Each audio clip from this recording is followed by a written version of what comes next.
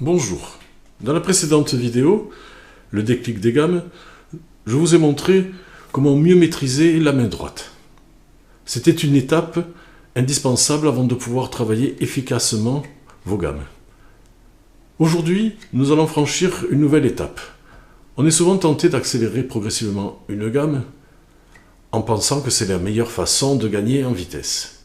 En réalité, il existe une méthode beaucoup plus efficace. Et c'est ce que je vais vous montrer aujourd'hui.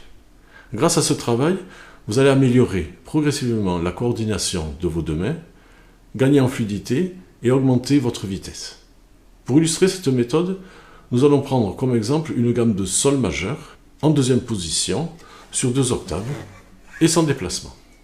Alors je vous joue cette gamme très lentement. Sol, La, Si, Do, Ré, quatrième corde Mi, Fa dièse, Sol, troisième corde La, Si, Do, deuxième corde Ré, Mi, et première corde on jouera le Fa dièse et le Sol.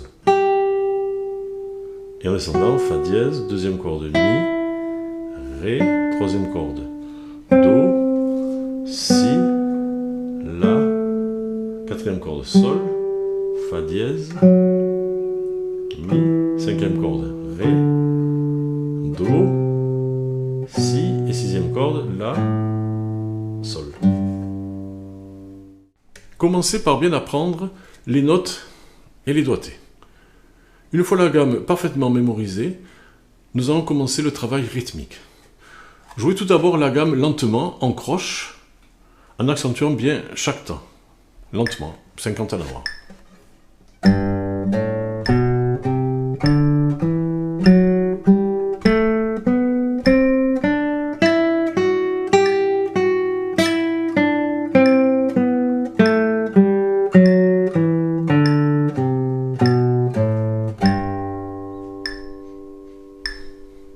Lorsque cet exercice devient facile, faites exactement le même travail en triolet.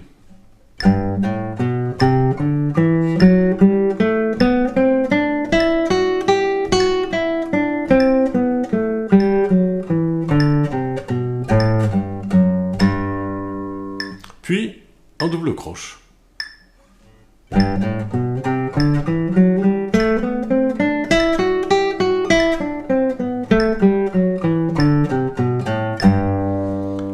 Pensez également à varier les doigtés de la main droite. Jouez IM, mais aussi MI, les doigtés avec l'annulaire IA, MA, afin de développer l'indépendance de tous les doigts. Avec ce premier travail, vous aurez déjà beaucoup amélioré la coordination entre vos deux mains. Si ce type de conseil vous aide à progresser, pensez à liker cette vidéo, à vous abonner à la chaîne et à activer les notifications pour ne pas manquer les prochaines leçons. Nous allons maintenant faire un exercice très intéressant.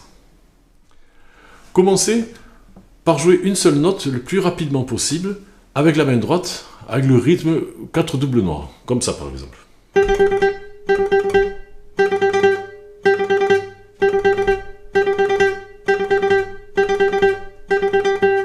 Faites ensuite le même exercice avec la main gauche en jouant 4 notes liées le plus rapidement possible sur le même rythme.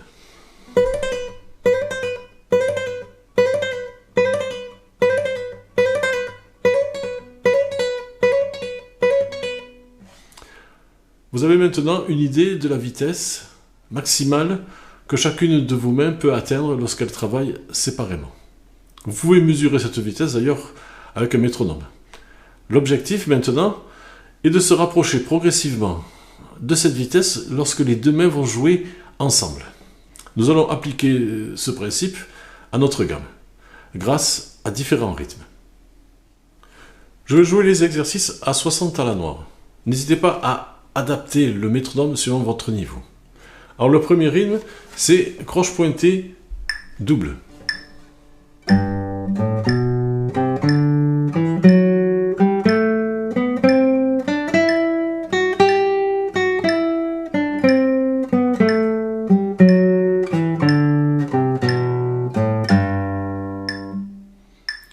Le deuxième rythme, c'est l'inverse, double croche, croche pointée.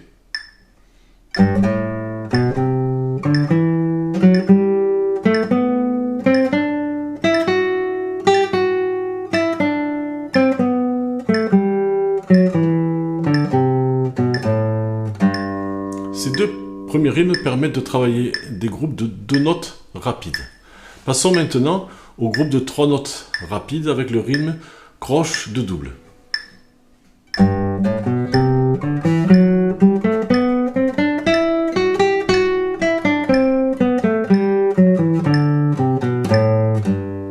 le rythme inverse de double croche.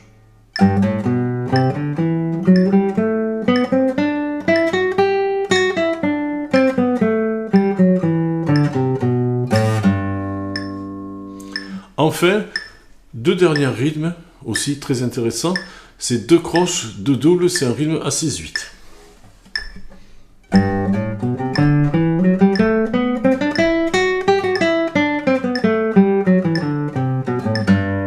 Et on peut faire 2 doubles, 2 croches.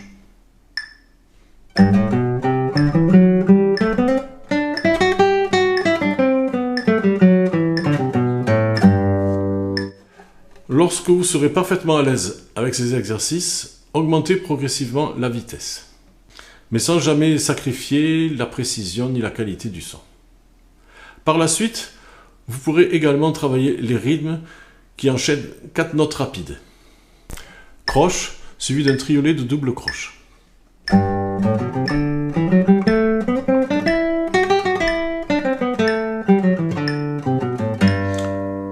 Ou l'inverse, triolet de double croche, croche.